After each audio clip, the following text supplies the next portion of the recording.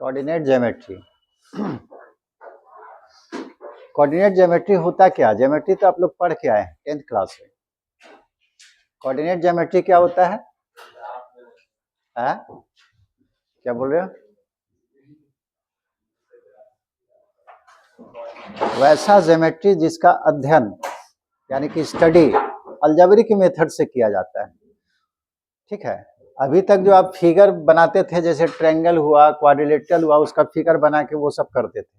अब जो है उसी को अलजेब्रिक मेथड में आप पढ़िएगा। अलजेब्रिक मेथड कहने का मतलब जैसे कोऑर्डिनेट लेते हैं x1, x2, y1, y2, तो ये सब कैसा नंबर है? Algebraic number.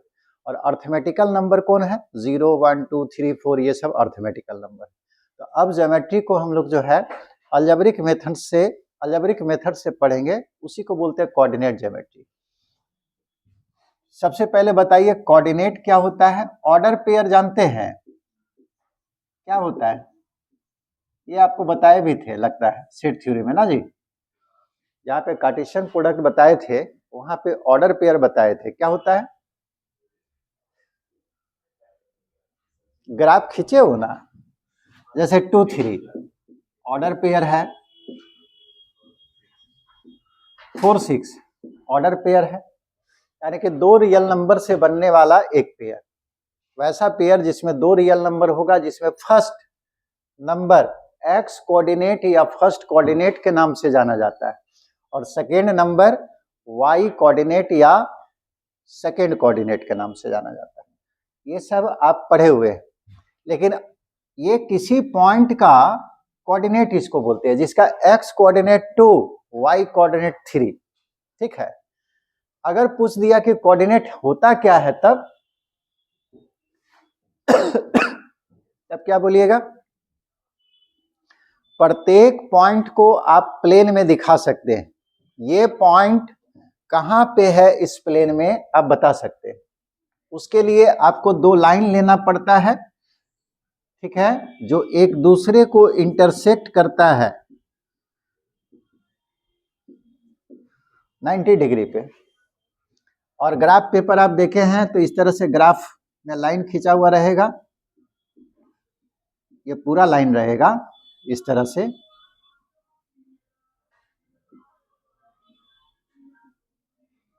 अब जैसे इस पॉइंट को प्लॉट करना है तो 1, 2 और y कोऑर्डिनेट 3 है, 1, 2, 3 यहाँ पे पॉइंट। तो ये अगर दे दिया तो हम लोग बता सकते हैं कि ये पॉइंट कहाँ पे स्थित है। तो कोऑर्डिनेट क्या होगा?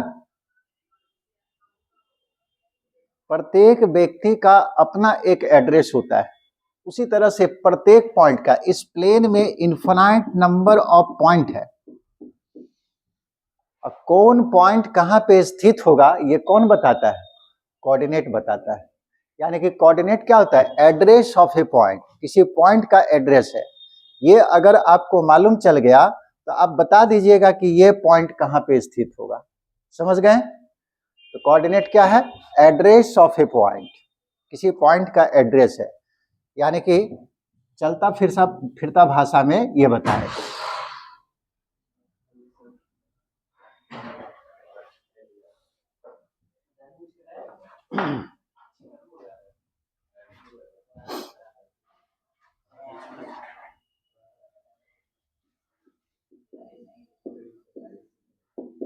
Coordinate is the address of a point, किसी पॉइंट का एड्रेस होता है। ठीक है, सिंपल भाषा में ये बताएं।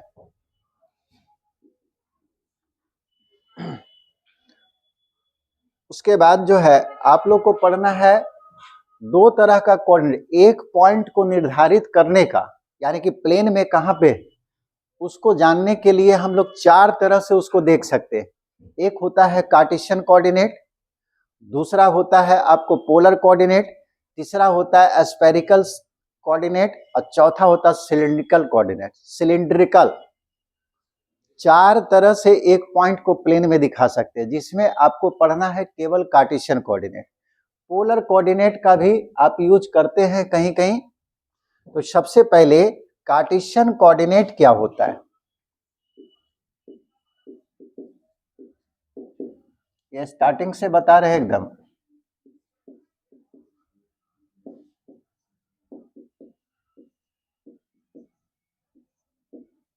कार्टेशियन कोऑर्डिनेट सिस्टम, यहां से लिखिएगा कार्टेशियन कोऑर्डिनेट। चलो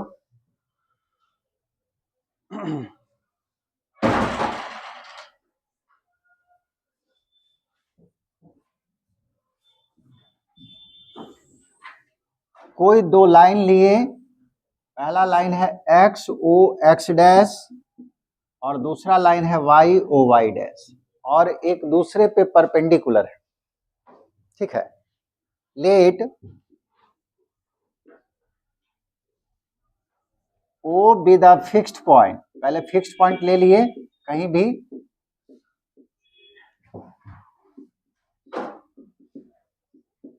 थ्रू ओ, और ओ पॉइंट के through withdraw X O X dash and Y O Y dash two mutually perpendicular lines, two mutually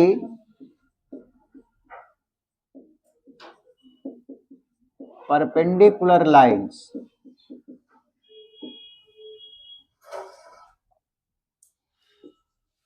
and call them, और उसको कहते क्या है, as x axis and y axis।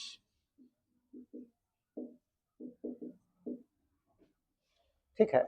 सबसे पहले एक फिक्स पॉइंट कहीं भी ले सकते, जैसे ओ लिए फिक्स पॉइंट, और उस फिक्स पॉइंट के सहायता से दो लाइन खींचते हैं, X O X dash Y O Y dash, और कैसा लाइन है, एक दूसरे पे परपेंडिकुलर है, जिसको हम लोग एक्स एक्सिस और वाई एक्सिस कहते हैं। अब मान लीजिए किसी पॉइंट का कोऑर्डिनेट आपको जानना है, प्लेन में हम कहीं भी पॉइंट ले लिए, let P be any point.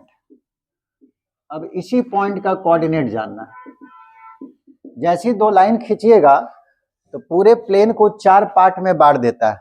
पहला पार्ट ये है, दूसरा पार्ट, तीसरा पार्ट, और ये चौथा पार्ट, जिसको हम लोग क्या बोलते हैं, क्वाड्रेंट।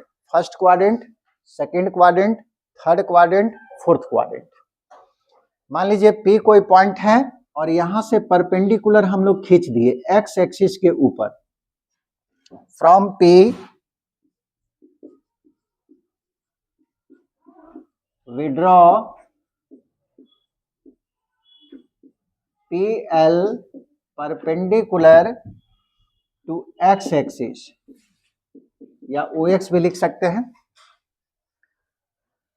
अब स्केल के सहायता से ये डिस्टेंस को माप लिए, मान लीजिए यहां से यहां तक का डिस्टेंस x है और यहां से यहां तक का डिस्टेंस y है, इस पॉइंट का कोऑर्डिनेट क्या हो जाएगा, X Y. Let O L is equal to X और P L is equal to Y, दूरी माप लिए स्केल से, ओ से एल का डिस्टेंस x है, P से L का डिस्टेंस y है। देन द पेयर, पेयर का मतलब हो गया order pair, X Y is called Cartesian coordinate.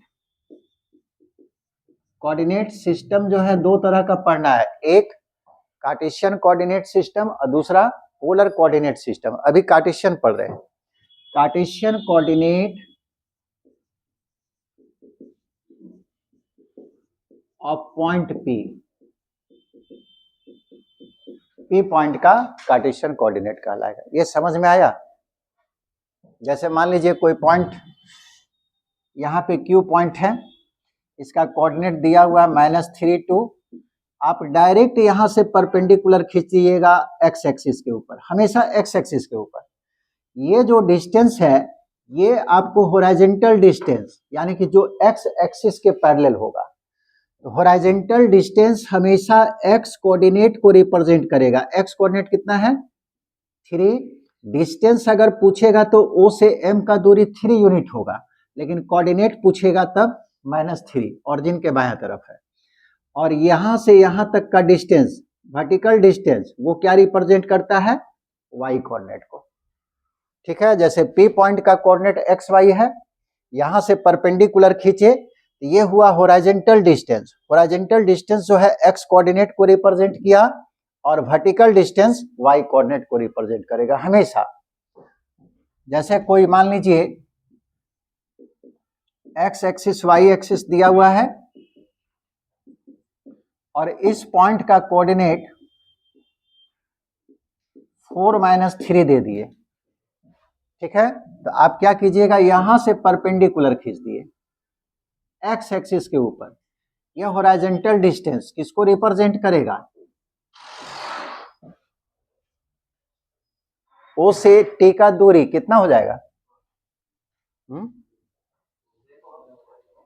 4 और टी से आर का दूरी 3। क्योंकि ऑरिजिन के नीचे है तो नेगेटिव लेते हैं, लेकिन डिस्टेंस पॉजिटिव होगा। ये समझ गए, इसको लिख लीजिए।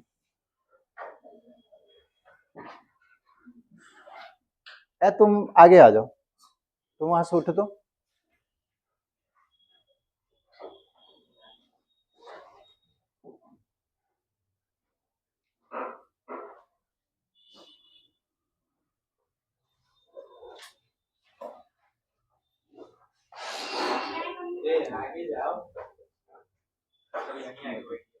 बैठा तो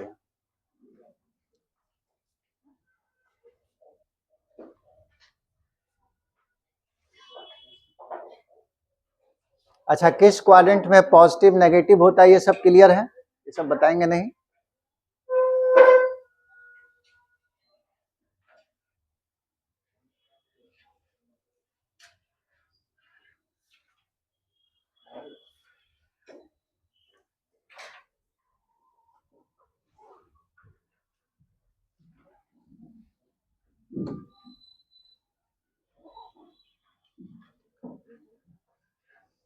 एक लीजिएगा, ये सब समझाने के लिए कि केवल इसको दिखाइए एक्स वाई जो लिए हैं।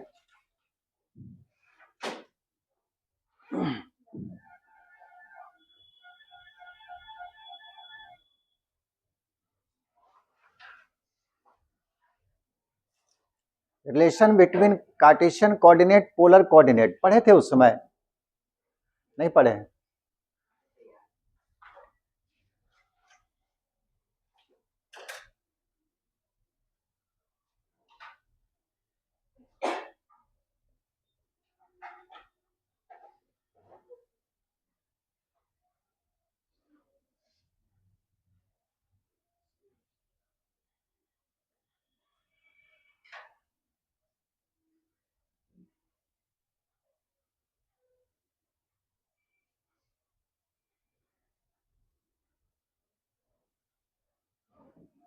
इस पे ज्यादा जो है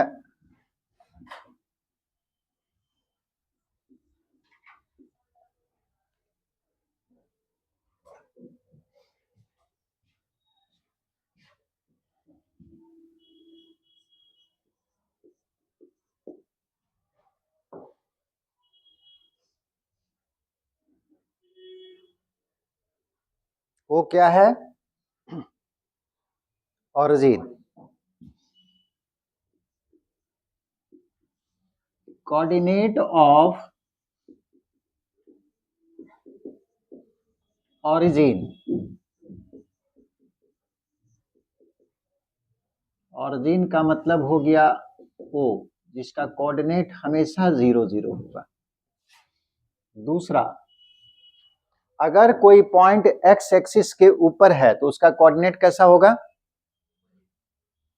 एक्स एक्सिस के ऊपर है, कोई पॉइंट यहाँ पे है, इसका कोऑर्डिनेट क्या हो सकता है केवल पॉजिटिव होगा नेगेटिव होगा। तो कैसा कोऑर्डिनेट होना चाहिए जो भी पॉइंट एक्स एक्सिस के ऊपर होगा उसका वाई कोऑर्डिनेट क्या होगा 0। एक्स कोऑर्डिनेट कुछ भी हो सकता है लेकिन वाई कोऑर्डिनेट 0 होगा। तो कोऑर्डिनेट ऑफ, इधर लिख दे रहे, आप लोग लिखते जाइए, लिखने में बहुत समय लेते हैं आप लोग। Coordinate of any point on x axis is of the form x0, y coordinate 0 होगा, x कोऑर्डिनेट कुछ भी हो सकता है, पॉजिटिव नेगेटिव, जहां दिक्कत होगा वहां पूछते जाइएगा, शुरू में नहीं समझिएगा, बाद में दिक्कत हो जाएगा, एक दूसरे से पूरा टॉपिक ये रिलेटेड होगा। x0 जैसे 30 कहां होगा, फर्स्ट क्वाड्रेंट में, x एक्सिस के ऊपर, ठीक है, क्योंकि y कोऑर्डिनेट 0 है। -40 कहां होगा, इधर लेंगे 1 2 3 4, ठीक है, y कोऑर्डिनेट तो 0 है, तो वैसा पॉइंट जिसका y कोऑर्डिनेट 0 दिख गया, सीधे कह देंगे कहां होगा, x एक्सिस पे।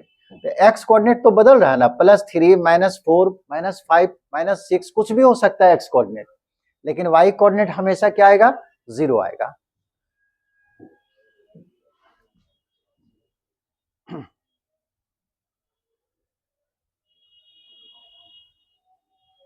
क्या दिक्कत है क्या, तो लिखो जल्दी से। PL लिखा हुआ, PL ये परपेंडिकुलर का साइन है, P से परपेंडिकुलर खींचे हैं ना, तो PL perpendicular to x axis, PL जो है x एक्सिस के ऊपर लंब खींचा हुआ है।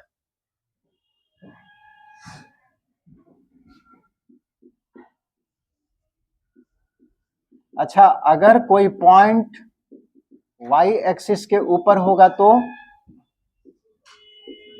कोऑर्डिनेट ऑफ एनी पॉइंट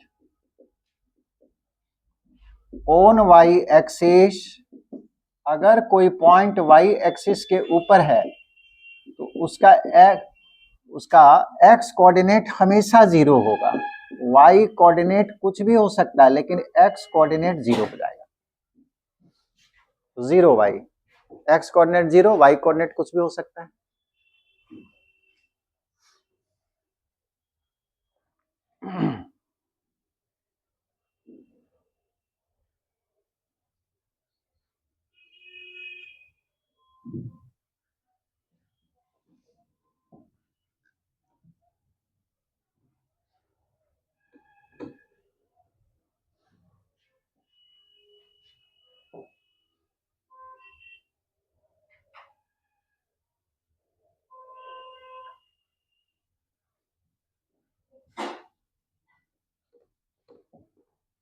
अब देखिए पोलर कोऑर्डिनेट सिस्टम क्या होता है, यही दो कोऑर्डिनेट सिस्टम आपको यूज होगा 11-12 में, और आपको जेई तक होता और भी है, एस्फेरिकल हो गया, सिलिंड्रिकल हुआ, लेकिन वो सब बाद में पढ़ना है।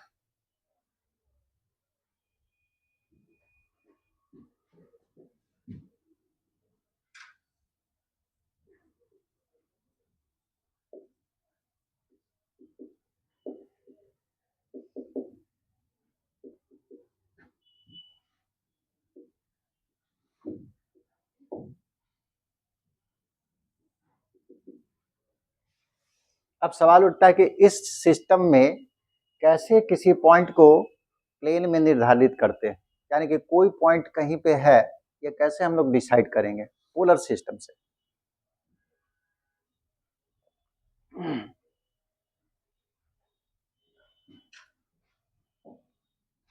किसी भी पॉइंट को बताने के लिए कि कहां पे स्थित है, आपको किसी दूसरे पॉइंट का सहायता लेना पड़ेगा। जब तक आप उसका सहायता नहीं लीजिएगा उसका पोजीशन नहीं बता पाइएगा। जैसे बोल दिया कि कंकड़बाग कहाँ है, तब क्या बोलिएगा, है पटना में, तो पटना के सहायता के बिना कंकड़बाग का पोजीशन नहीं बता पाइएगा। अब पूछ दिया पटना कहाँ है, तो बिहार में उसका एक हेल्प लेना पड़ता है। उसी तरह से किसी पॉइंट का पोजीशन जो है बताने के लिए, जैसे इस पॉइंट का पोजीशन बताना चाहते तो सबसे पहले हमको फिक्स पॉइंट लेना पड़ गया था। जब तक हम किसी को फिक्स नहीं करेंगे तो दूसरा का पोजीशन हम बता नहीं पाएंगे, समझे? ये जरूरी होता है, और उसके बाद जो है किसी पॉइंट का पोजीशन हम लोग बताएंगे।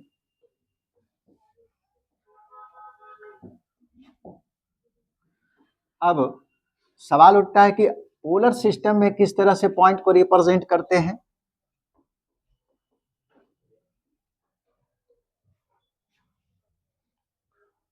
तो ये हम लोग को मालूम है कि एक फिक्स पॉइंट का जरूरत पड़ता है। मान लीजिए ये फिक्स पॉइंट है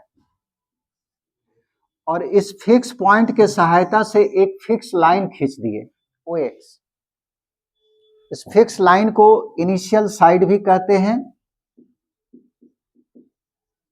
इनिशियल साइड या इनिशियल लाइन। सबसे पहले एक फिक्स पॉइंट लिए, उसके सहायता से एक फिक्स लाइन खींचे जिसको इनिशियल लाइन कहते हैं। अब मान लीजिए किसी पॉइंट का पोजीशन जानना है, मान लीजिए P पॉइंट। इस P पॉइंट को फिक्स पॉइंट से जोड़ दीजिएगा, ठीक है। सबसे पहले फिक्स पॉइंट से इसको जोड़ दिए। अब स्केल के सहायता से O से P का डिस्टेंस माप लेंगे। माना कि ये डिस्टेंस R है और फिर इस एंगल को जो है माप लेंगे। मापने का है, माना कि ये एंगल जो है थीटा है। इस पॉइंट का पोलर कोऑर्डिनेट हो जाएगा R थीटा, ठीक है। ये दूसरा तरीका हुआ किसी पॉइंट को प्लेन में निश्चित करने का।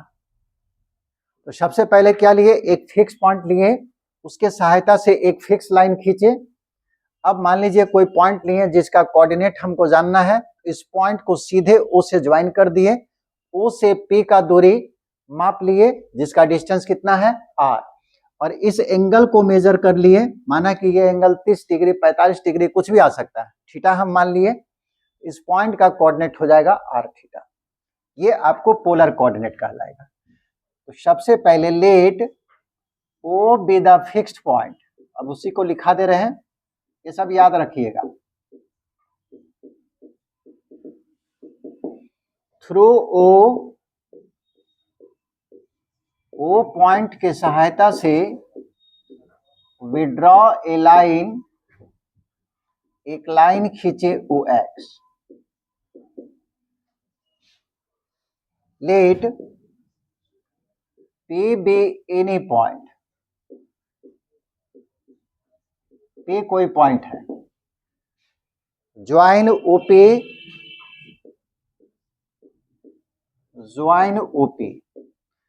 अब O से P का डिस्टेंस माप लिए स्केल से, डिस्टेंस कुछ ना कुछ तो आएगा, 2 यूनिट 4 यूनिट 10 यूनिट जो भी है। तो मान लिए कि OP बराबर R एंड एंगल POX, इस एंगल को भी मेजर कर लिए और माना कि ये एंगल जो है थीटा है। देन R थीटा डिस्टेंस से और एंगल से पेयर बनाए, R theta is called polar coordinate, polar coordinate of point P। Point P का पोलर कोऑर्डिनेट कहलाएगा। लिखते जाओ, जब हम पूरा लिख लेंगे तब तो लोग लिखेगा, तो डबल समय लगेगा सब में। जहां पे आपको दिक्कत होगा वहां पूछिएगा, जब हम लिख रहे होते तुम लोग बैठे हुए रहता है।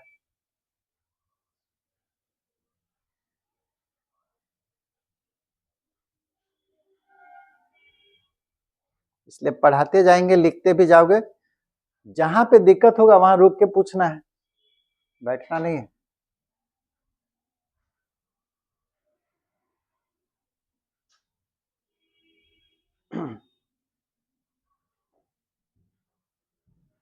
हम लोग को साइंस कॉलेज में इसी तरह से पढ़ाया गया, कहीं ब्रेक नहीं, लगातार।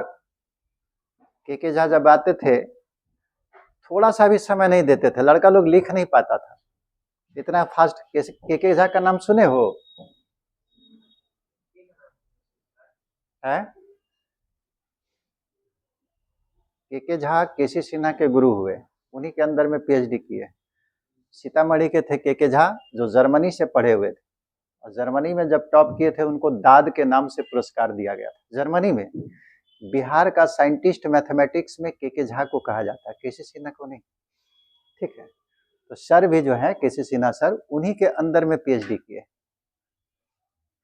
उनका जितना भी बुक है वो आपको ग्रेजुएशन से स्टार्ट होता है, इंटर में उनका कोई बुक नहीं। ग्रेजुएशन में पढ़िएगा, जैसे मान लीजिए मैथ, के झा का बुक आएगा, पीजी में के झा का बुक आएगा।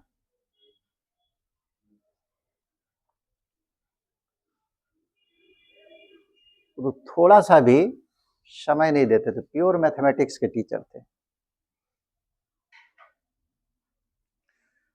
आगे बताएं। अब जैसे कुछ पॉइंट को हम प्लॉट करने के लिए दे रहे हैं, प्लॉट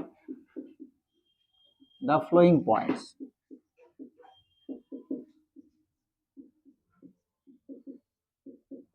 ट्रिगोमेट्री आप लोग पढ़े हुए हैं ना, हम तो पढ़ाए नहीं। ट्रिगोमेट्री में चेंज करने का जो तरीका बताया गया था, जैसे मान लीजिए 6 पाई माइनस 45 डिग्री, ये सब निकालने के लिए जानते हैं? किसको किसको नहीं मालूम है? या दे दिया sine 5 pi by 2 plus 45 degree का वैल्यू क्या होगा? ये छोटा मोटा एंगल नहीं है, बहुत बड़ा एंगल। ये 90 हो गया, 90 में 5 से मल्टीप्लाई करेंगे तो 450, अब फिर 45, यानी कि साइन 400 कितना आ जाएगा, 95 डिग्री का वैल्यू हम निकाल रहे हैं। ये सब आप पढ़े हुए हैं कि नहीं? सबको आता है? नहीं तो दिक्कत होगा, और 12 में तो पूरा दिक्कत हो जाएगा। तो खैर 12 में जब स्टार्ट होगा, इनवर्स सर्कुलर फंक्शन में सबसे ज्यादा यूज होगा, तो एक बार हम फिर से बता देंगे इसको, केवल इसका तरीका बता देंगे कि कैसे निकाला जाता है। अभी पोलर फॉर्म में जो है जरूरत पड़ेगा। जैसे मान लीजिए कोई पॉइंट दे दिया 3 और 30 डिग्री, दूसरा पॉइंट है -3 30 डिग्री, तीसरा पॉइंट है 3 -30 डिग्री, चौथा पॉइंट है -3 -30 डिग्री। सबको प्लॉट करना है। कहने का मतलब ये पॉइंट कहाँ पे स्थित होगा? है? ये वाला सब डिग्री, उसमें एंगल नहीं आएगा, एक नंबर आएगा, एक एंगल आएगा। थीटा जो है एंगल है, इसको लिख लिए सब।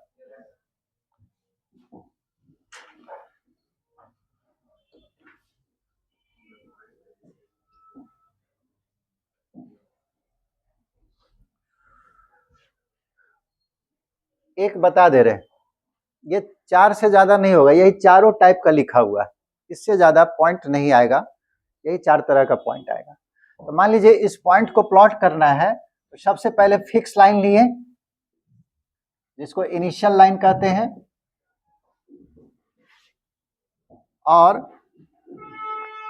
कंपास के सहायता से यहाँ पे 30 डिग्री का एंगल बना लेंगे। अगर एंगल पॉजिटिव होगा तो फिक्स लाइन के ऊपर एंगल बनेगा, और अगर नेगेटिव होगा तो फिक्स लाइन के नीचे एंगल बनेगा। तो यहाँ पे 30 डिग्री जो है पॉजिटिव एंगल है, तो यहाँ पे कंपास को रखकर और 30 डिग्री का एंगल बनाए। मान लीजिए यही लाइन 30 डिग्री का एंगल बनाता है, खींचे हुए हैं, एंगल बनाए हुए हैं। अब 3 यूनिट है, यहाँ से मेजर करेंगे, 3 सेंटीमीटर 3 मीटर कुछ भी दे सकता है। तो मान लीजिए 3 यूनिट, 1 यूनिट, 2 यूनिट, 3 यूनिट। इस पॉइंट का कोऑर्डिनेट 3 और 30 डिग्री हो जाएगा, इस पॉइंट का। ठीक है, ये एंगल जो है एंटी क्लॉकवाइज डायरेक्शन में मेजर किया गया है, तब ये ऐसे भी मेजर किया जा सकता है। इधर से कितना होगा एंगल, 360 में 30 डिग्री को घटा दीजिए, 330 डिग्री। इसी पॉइंट का कोऑर्डिनेट हो जाएगा 3 और -330 डिग्री। माइनस क्यों लिए? क्योंकि एंगल आप क्लॉकवाइज डायरेक्शन में मेजर कर दिए। ठीक है। एंगल जब क्लॉकवाइज डायरेक्शन में मेजर कीजिएगा तो एंगल नेगेटिव हो जाएगा, और एंटी क्लॉकवाइज डायरेक्शन में मेजर कीजिएगा तो एंगल पॉजिटिव होगा। इसी पॉइंट का दो कोऑर्डिनेट आपको दिखा रहे हैं। एंटी क्लॉकवाइज डायरेक्शन में मेजर किए तो पॉइंट का कोऑर्डिनेट हो गया 330, और क्लॉकवाइज डायरेक्शन में जब मेजर किए तो ये एंगल जो है 330 डिग्री, क्योंकि क्लॉकवाइज में है तो एंगल को नेगेटिव बना देंगे, और 3 यूनिट पे काटा हुआ 1 2 3, तो नंबर हो गया 3 और एंगल हो गया -330 डिग्री। ये समझ गए। दूसरा को अगर दिखाना होगा, फिक्स लाइन लिए, ठीक है, अभी भी एंगल पॉजिटिव है, पॉजिटिव एंगल ऊपर बनेगा, तो 30 डिग्री का एंगल बनाने वाला एक लाइन खींच लिए, ठीक है। लेकिन अब डिस्टेंस आपको नेगेटिव दे दिया है, तो जब डिस्टेंस नेगेटिव दे देगा तो इस पर हम लोग नहीं काटेंगे, इस लाइन को पीछे के तरफ बढ़ा देंगे। ये लाइन, यही लाइन यहां भी है, और बढ़े हुए पार्ट पे 3 यूनिट काटेंगे। इस पॉइंट का कोऑर्डिनेट -3 और 30 डिग्री होगा। ये समझ में आया। अगर डिस्टेंस आपको नेगेटिव दे दिया, एंगल पॉजिटिव है, एंगल पॉजिटिव है तो लाइन के ऊपर एंगल बनाएं, लेकिन आपको डिस्टेंस नेगेटिव दे दिया तो इस पर नहीं काटकर इसके बढ़े हुए भाग पर 3 यूनिट काटेंगे, और जहां पे तीसरा यूनिट होगा वो हो जाएगा -3 और 30 डिग्री, उसका कोऑर्डिनेट होगा। तीसरा, यही 4 तरह का आएगा। अब एंगल कैसा है, नेगेटिव है, तो कंपास को यहाँ पे रखकर नीचे एंगल बनाएंगे। ये मान लीजिए 30 डिग्री का एंगल है, लेकिन क्लॉकवाइज डायरेक्शन में है तो आप माइनस लीजिएगा, लेकिन डिस्टेंस पॉजिटिव है, एंगल नेगेटिव, तो नेगेटिव एंगल हम लोग बनाने वाला जो है -30 डिग्री का एंगल यही लाइन बनाएगा, और 3 यूनिट 1 2 3, इस पॉइंट का कोऑर्डिनेट होगा 3 -30 डिग्री। चौथा, ये इनिशियल लाइन है, उसके बाद -30 डिग्री है, नीचे की तरफ एंगल बनेगा, लेकिन डिस्टेंस इस बार नेगेटिव दे दिया है। डिस्टेंस अगर नेगेटिव दिया है तो इस पर नहीं काटेंगे, इसको आगे की तरफ बढ़ा देंगे, और इस बढ़े हुए पार्ट पे 3 यूनिट काटेंगे, 1 2 3, इस पॉइंट का कोऑर्डिनेट हो जाएगा -3 और -30 डिग्री। समझ गए किस तरह से प्लॉट करेंगे। यही 4 तरह का आएगा, लिखिए जल्दी से। एक्स और नहीं, वैसा नहीं देगा, वो कभी नहीं देगा, तो पूरा डेफिनेशन ही चेंज कर जाएगा।